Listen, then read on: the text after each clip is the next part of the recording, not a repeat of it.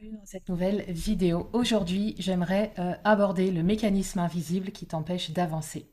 Il y a quelque chose que j'ai profondément envie de venir remettre à sa juste place aujourd'hui, parce que c'est une confusion que je rencontre quasiment tous les jours dans les échanges que j'ai avec les femmes que j'accompagne, et peut-être que tu vas te reconnaître là-dedans.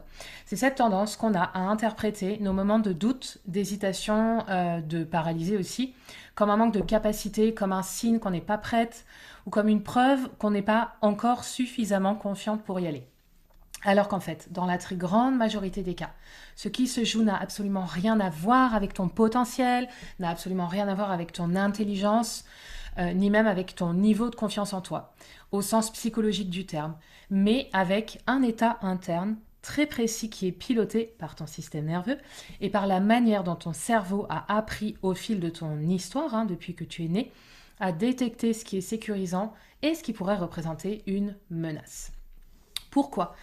Et bien parce que ton cerveau, à la base, il n'a qu'un seul objectif, c'est assurer ta survie et ta sécurité. Et pour faire ça, il va analyser en fait en permanence ton environnement, les situations dans lesquelles tu vas te trouver, les décisions que tu vas devoir prendre, et il va chercher tout le temps à anticiper ce qui pourrait potentiellement mal se passer. Il fait pas ça pour te saboter. Il fait ça pour t'éviter de revivre des expériences douloureuses ou inconfortables que tu as déjà connues. Et donc, lorsque tu es face à une décision, à un passage à l'action, à un changement de cap, à quelque chose en fait qui va te sortir de ta zone connue de confort, si ton système nerveux perçoit ne serait-ce qu'une micro-incertitude, une micro-menace, une possibilité d'erreur ou de rejet, il va se mettre en mode protection.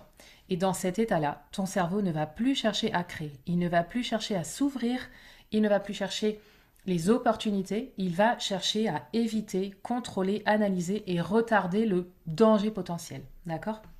Donc, ce qui fait que tu peux te retrouver avec une sensation très forte de blocage, de brouillard mental, de surcharge d'informations, avec une petite voix intérieure finalement qui tourne en boucle et qui te fait envisager tous les scénarios possibles, tous les risques, toutes les conséquences négatives. Et plus tu cherches à comprendre, plus tu te perds, plus tu analyses, plus tu doutes, et plus finalement, tu as l'impression que tu n'arriveras jamais à savoir ce qui est vraiment bon pour toi, juste pour toi. Ok? Et c'est là qu'il y a une confusion majeure parce que beaucoup de personnes pensent que cette agitation intérieure, que ce mental qui tourne en boucle finalement, c'est leur intuition qui parle. Alors qu'en fait, en réalité, l'intuition, quand elle est là, elle est simple. Elle est claire. C'est quelque chose qui est fluide. Elle s'accompagne pas de tension ni de confusion. Alors que la peur, elle est bruyante. Elle est plus complexe. Elle est saturée d'hypothèses et de projections. Négatives bien souvent, évidemment. Et derrière tout ça, il y a un mécanisme neurobiologique qui est très concret, notamment ce qu'on appelle le système réticulaire activateur, le SRA, qui est en fait une sorte de filtre interne qui va sélectionner parmi toutes les informations disponibles autour de toi celles qui vont confirmer l'état dans lequel tu es déjà. C'est un truc de dingue, non? Autrement dit, si ton système est réglé sur la vigilance et la protection, ton cerveau va naturellement attirer ton attention sur tout ce qui pourrait représenter ton problème. Un risque, une erreur possible, et tu vas avoir l'impression que la réalité elle-même te montre que ce n'est pas le bon moment, que c'est pas sécurisant, que tu devrais attendre, etc., etc. Alors qu'en réalité, ce que tu perçois, c'est déjà filtré par ton état interne. Et c'est là que la bonne nouvelle arrive, parce que si c'est un filtre, alors c'est quelque chose qui peut se régler. Et si c'est un état interne, alors c'est quelque chose qui peut se réguler. Un état interne, c'est jamais figé, parce que c'est pas une identité. C'est pas comme ça que tu es. C'est un état dans lequel tu te trouves à un instant T, et cet état peut évoluer si tu viens envoyer des signaux différents à ton système nerveux. Et c'est là que le corps devient un allié absolument précieux parce que le chemin le plus rapide pour parler à ton système nerveux, c'est pas de le convaincre. C'est pas d'aller convaincre ton mental. C'est de passer par des sensations physiques, par des gestes simples ou moins simples, mais par des gestes qui envoient directement une information de sécurité à ton système. Par exemple, il existe un point très précis sur le côté de la main, ici, qu'on appelle le point karaté, qui est utilisé dans différentes approches somatique et dans l'EFT et dans des techniques de libération émotionnelle que j'utilise, et notamment la technique TEDMI, technique d'effacement définitif des mémoires inconscientes. Et le simple fait de venir ici tapoter ce point de manière régulière, en respirant tranquillement, va permettre de faire quoi? D'interrompre la boucle mentale, en fait de diminuer l'activation émotionnelle et du coup de ramener progressivement ton système dans un état plus stable. Ok? Ce qui est important de comprendre, c'est que tu n'es pas en train de faire quelque chose de magique ou de mystique. Tu es en train de faire quelque chose de mécanique, de physiologique. Tu es en train, en fait, en faisant ça, d'envoyer à ton cerveau un signal de sécurité qui lui permet de relâcher l'état d'alerte dans lequel il s'était installé. Ok? Et plus tu répètes ce geste, plus tu entraînes, tu peux le faire des deux côtés, hein, plus tu entraînes ton système à revenir plus rapidement vers cet état de stabilité, ce qui fait que ta capacité à décider, elle s'améliore. Et elle s'améliore pas parce que tu réfléchis mieux, mais parce que tu es dans un état qui permet la clarté, d'accord? Parce que c'est vraiment essentiel de comprendre que on ne prend jamais de décision juste dans un état de peur ou de contraction. Quand ton système est en alerte, ton cerveau ne voit que les risques. C'est logique en fait. Mais quand ton système est apaisé, ton cerveau redevient capable de voir les possibilités, les ouvertures, les potentiels en fait.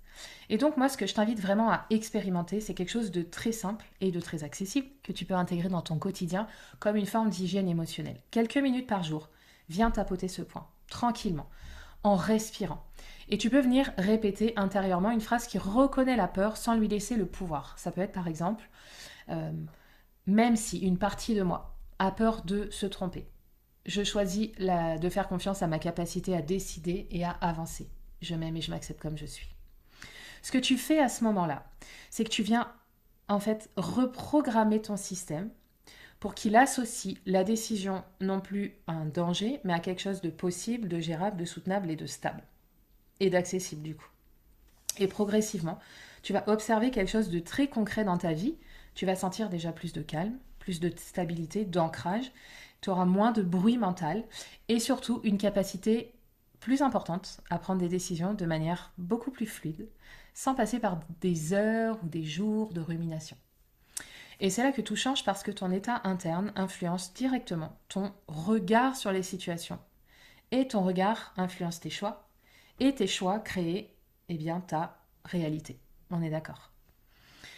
Je sais qu'on nous a appris à prendre soin de notre corps, à avoir une hygiène physique, à manger, dormir, se laver, faire du sport. Mais on ne nous apprend pas à prendre soin de notre hygiène émotionnelle, à prendre soin de notre hygiène mentale, à observer nos états internes, à les réguler et non plus à les subir. Alors que c'est une compétence fondamentale si on veut construire une vie heureuse, sécurisante, stable, une vie choisie, une vie dans laquelle on se sent acteur, actrice de nos décisions en fait. Et c'est exactement ce que je transmets dans mes accompagnements, notamment dans Flow, où on vient travailler en profondeur sur les mémoires, les conditionnements, les traumas, mais aussi sur la capacité à revenir dans un état interne qui est stable, clair et souverain aussi, à partir duquel les décisions deviennent beaucoup plus simples en fait. Voilà. Alors si ce que je viens de te partager résonne en toi, je t'invite vraiment à l'expérimenter, à le vivre parce que la compréhension toute seule ne suffit pas. C'est vraiment l'expérience répétée qui transforme ton système. Et puis si cette vidéo t'a parlé, abonne-toi à ma chaîne. Partage-moi en commentaire ce qui a éveillé pour toi, ce que cette vidéo a éveillé pour toi. Prends soin de toi, prends soin de ton état intérieur, parce que c'est à partir de cet état intérieur stable que tu peux absolument tout créer. Je te dis à très bientôt et d'ici là, prends soin de toi. Ciao!